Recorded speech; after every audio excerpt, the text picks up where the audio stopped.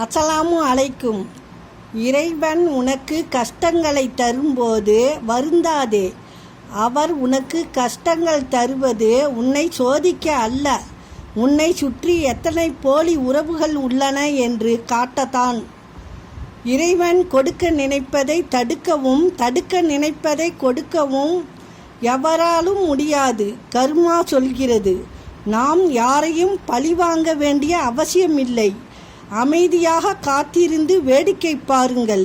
நமக்கு துரோகம் செய்தவர்கள் அவர்கள் செய்யும் தவறுகளாலேயே விரைவில் அழிந்து போவார்கள். நாம் கொடுத்து வைத்தவர்களாக இருந்தால் அதை நம் கண்களாலேயே பார்க்கும் வாய்ப்பு நமக்கு கிடைக்கும். நடந்ததை ஏற்றுக்கொள், நடப்பதை கடந்து செல், நடக்கப் போவதை நம்பிக்கையுடன் எதிர்கொள். எதுவாக இருந்தாலும் உன்னால் கடந்து செல்ல முடியும். பிறரை ஏமாற்றி அபகரிக்கும் சொத்து ஒரு தலைமுறைக்கு கூட நிற்காது. உங்களிடம் ஏமாந்தவர்களுக்கு எதிர்க்கும் பலம் இல்லாமல் இருக்கலாம், ஆனால் இறைவனுக்கு கண்ணு இருக்கிறது என்பதை ஒருபோதும் மறந்து விடாதீர்கள். அஸ்ஸலாமு அலைக்கும்.